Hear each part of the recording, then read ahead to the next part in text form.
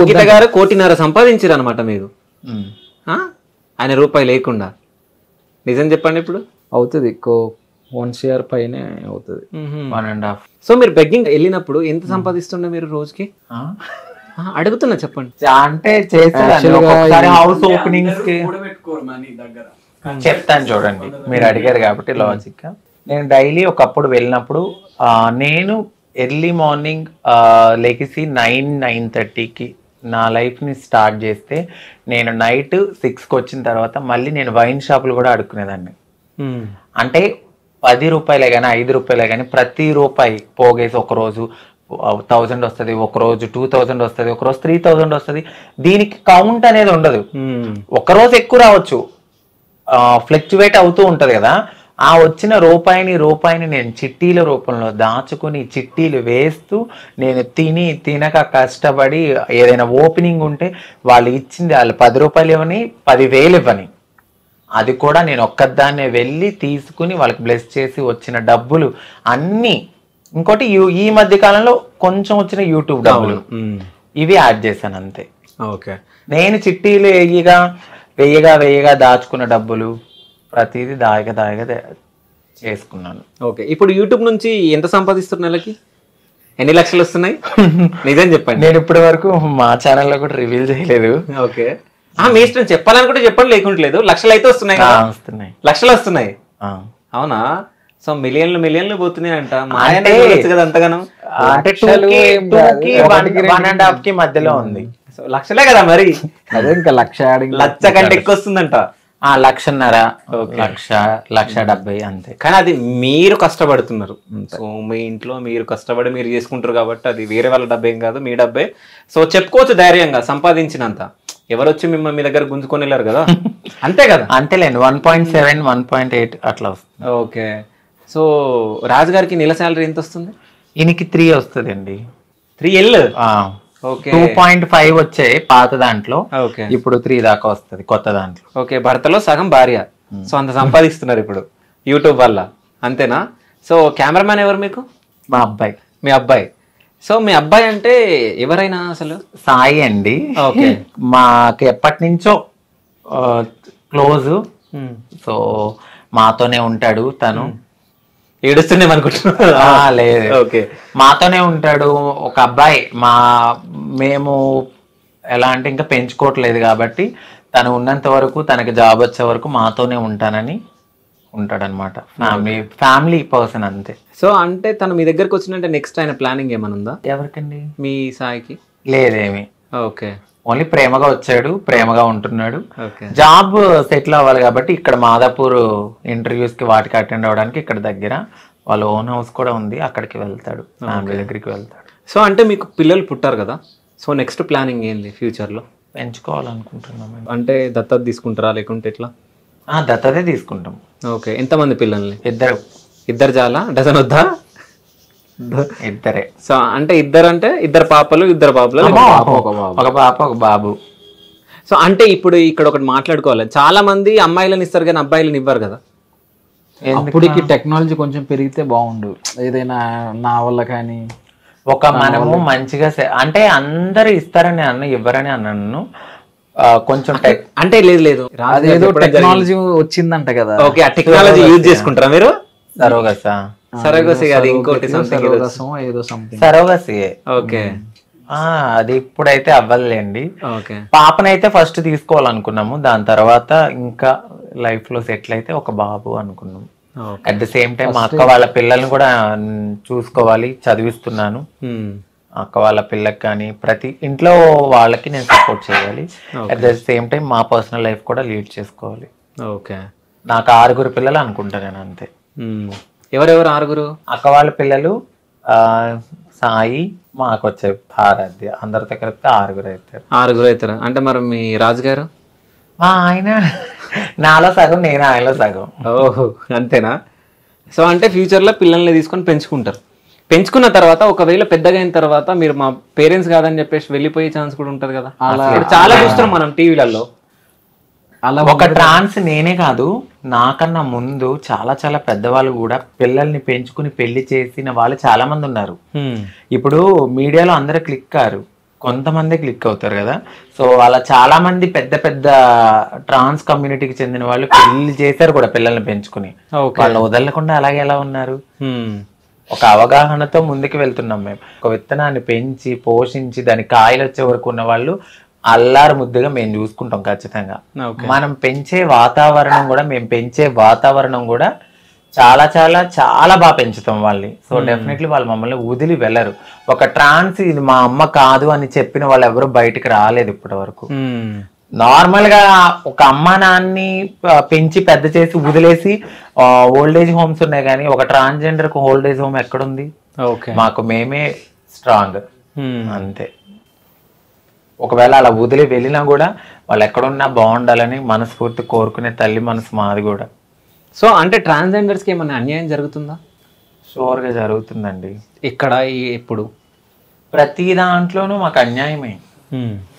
ఇప్పుడు రిజర్వేషన్ అని అన్నారు, ఆన్సర్ జడ్జిమెంట్ వచ్చిన తర్వాత, సుప్రీంకోర్టు తీర్పులు ఇచ్చిన తర్వాత మాకు రిజర్వేషన్ అన్నారు.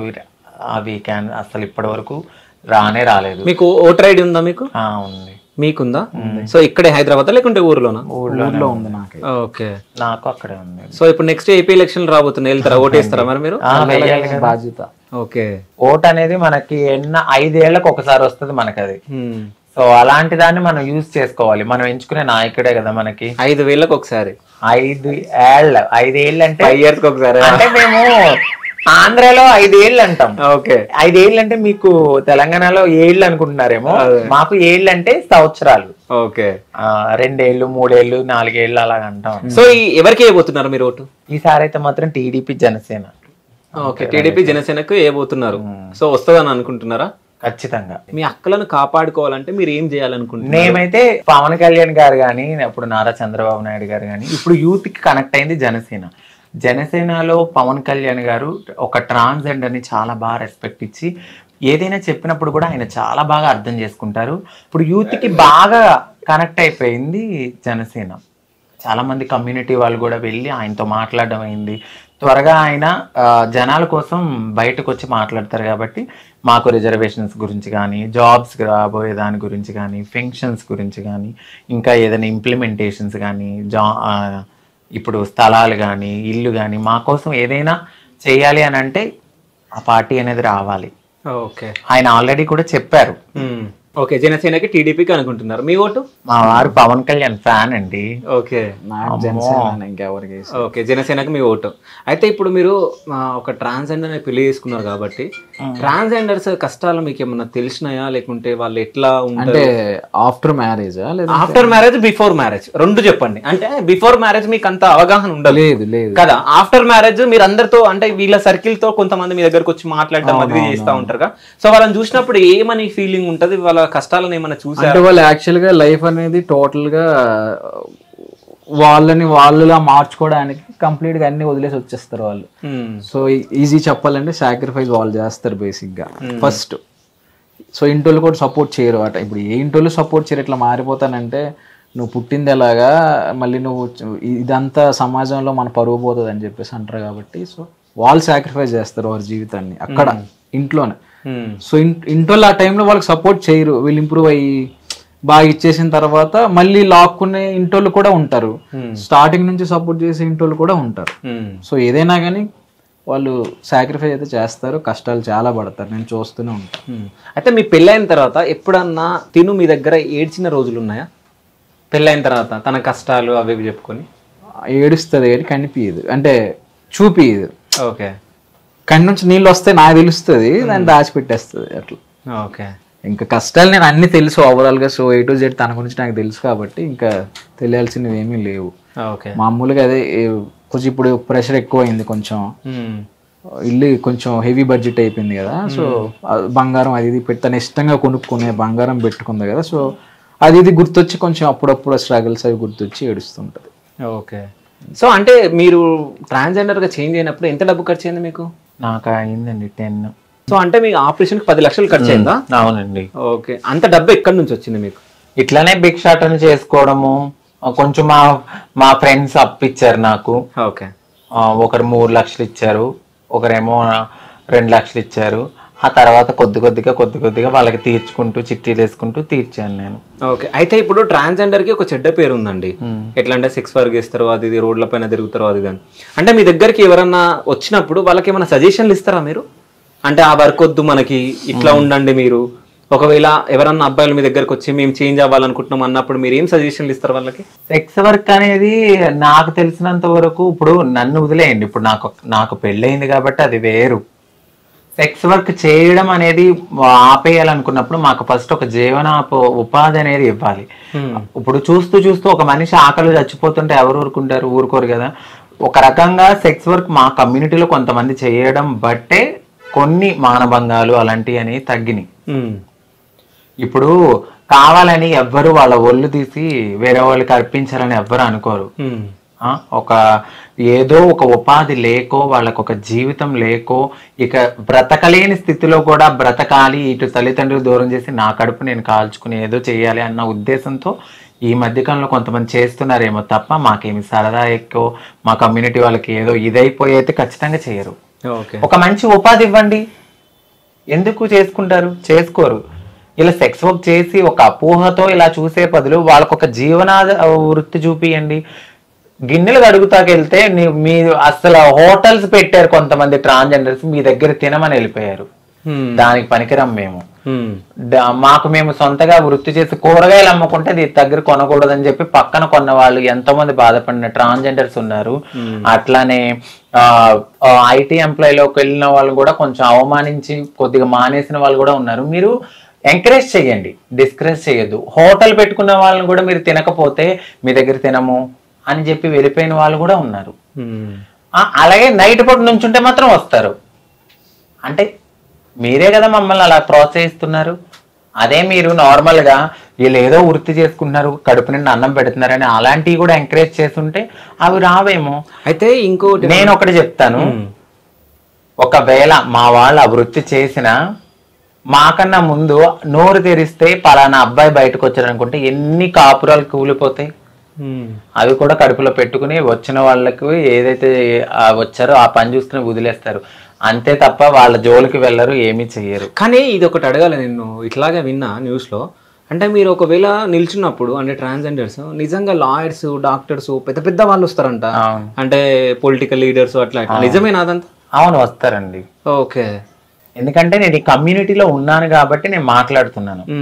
ఇప్పుడు చెప్పినంత మాత్రాన నేను నెగిటివిటీ స్ప్రెడ్ అవుతుందని నేను అస్సలు అనుకోను. ఎందుకంటే నాకు తెలుసు కాబట్టి. ఇప్పుడు నేను పెళ్లి చేసుకున్నాను, ఒక పద్ధతిగా ఇక్కడ కూర్చున్నాను అయి ఉండొచ్చు, కానీ నేను నా కమ్యూనిటీ అనేసరికి నేను ముందుకు వెళ్తాను, మాట్లాడతా వాళ్ళ కోసం. అది మా ఆయనకి కూడా తెలుసు. సో నేను మాట్లాడతాను వాళ్ళ కోసం, ఖచ్చితంగా నేను పోరాడతాను. ఎందుకు రారు? ఎంతో మంది యాక్టర్స్ వాళ్ళకి ఏది నచ్చొచ్చారు, వాళ్ళకి ఏదో నచ్చొచ్చారు, కానీ వాళ్ళ గురించి మేము బయట చెప్తే ఎన్ని కాపురాలు కూరిపోతాయి. ఎంతసేపు వీళ్ళే చేశారు మీరు ఎందుకు వెళ్తున్నారయ్యా? వెళ్ళకండి. మీరు ఎందుకు వెళ్తున్నారు? వెళ్ళొద్దు. నుంచిన వాళ్ళే వెళ్ళిపోతారు. మీరు వెళ్తున్నారంటే మీరు అప్పుడు మరి అలాంటప్పుడు వాళ్ళు ఎందుకు వెళ్తున్నారు? నుంచున్నారేమో అనుకుని వదిలేయచ్చుగా. దీంట్లో 2 రకాలు ఉన్నాయి. ఇప్పుడు నేను నార్మల్గా నడుచుకుంటూ 12ంటికి నేను నడుచుకుంటూ వచ్చినా నేను అదే అనుకుని నన్ను కూడా ఆపిన వాళ్ళు ఉంటారు. అలా కాకుండా కడుపు కోతకి వెళ్ళి నుంచిన వాళ్ళు కూడా అలాగే అనుకుంటారు. మరి వచ్చి మీరు ఎలా వస్తున్నారు? పెళ్లిళ్ళు చేసుకుని మీరు హ్యాపీగా ఉండండి. వాళ్ళు ఎంతమంది ఆడపిల్లల జీవితంలో మరి మోసం చేస్తున్నారు? సెక్స్ వర్క్ మాత్రం మమ్మల్ని అలా చూస్తారు అంతే. అది కరెక్ట్ కాదు. మీరు ఎంకరేజ్ చేయకండి. ఫస్ట్ నుంచిన వాళ్ళే వెళ్ళిపోతారు. ఏం అవ్వట్లేదని వేరే ఆధారం చూసుకుంటారేమో. లాజిక్ గా ఆలోచిస్తే అది కరెక్టే కదా. సో అంటే మీ డ్రీమ్ ఏంది? మీరు ఏం చేయాలనుకుంటున్నారు? ఏమైనా ట్రస్ట్ గానీ ఏమైనా పెట్టాలని? ఫస్ట్ అయితే నేను, మా వారు, మా పిల్లలు, మా ఫ్యామిలీ మేము కొంచెం సెటిల్ అయ్యాక ఈ యూట్యూబ్ మీదనే నాకు ట్రస్ట్ పెట్టాలన్నంత లేదు, కానీ నాకు తోచిన దాంట్లో ఎవరో కొంతమందికి హెల్ప్ చేసుకుంటాను. సో అంటే నేను మీ దగ్గరికి వచ్చా, నేను 1 వీక్ బ్యాక్ నేను ఒకరిని ఫోటో తీయడం జరిగింది.